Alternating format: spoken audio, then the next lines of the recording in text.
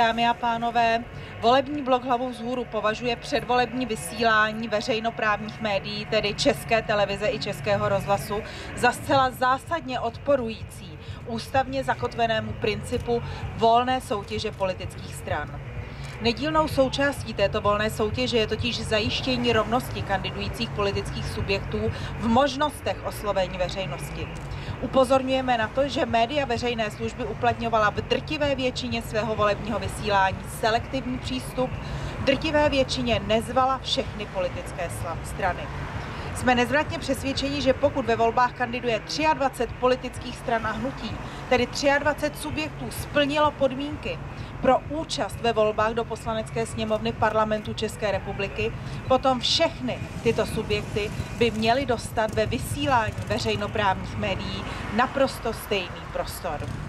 Jakékoliv omezení této rovnosti pochybnými průzkumy veřejného mínění, osobními kontakty, či dokonce sympatiemi a mnohdy zcela zjevnými sympatiemi zaměstnanců veřejnoprávních médií je pohrdání ústavním principem volné soutěže stran a jejich rovnosti.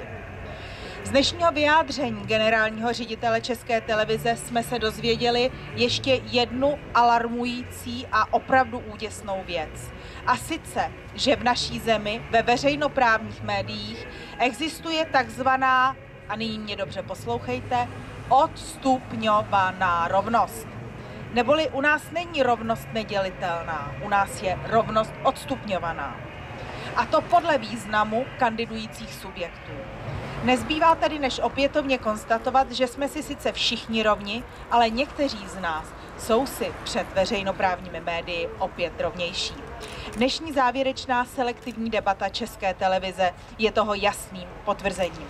Jsme s tímto stavem naprosto zděšeni a nebudeme se s ním smiřovat. Bez ohledu na náš volební výsledek využijeme všech zákonných prostředků, které nám skýtá český právní řád, abychom tuto situaci změnili.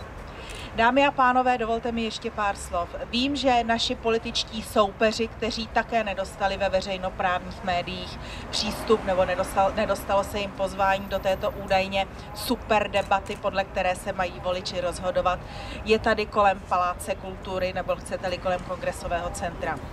My na to jdeme trochu jinak, my nebudeme nikde nic vykřikovat, ale my jsme si pronajali sál číslo 01 a stejně jako vás, tak i naše politické soupeře do tohoto sálu velmi srdečně zveme, velmi rádi s nimi budeme diskutovat a velmi rádi také budeme glosovat tu debatu, tu takzvaně demokratickou debatu, která se v 8 hodin rozjede v tom sále nad námi. Já vám děkuji za pozornost.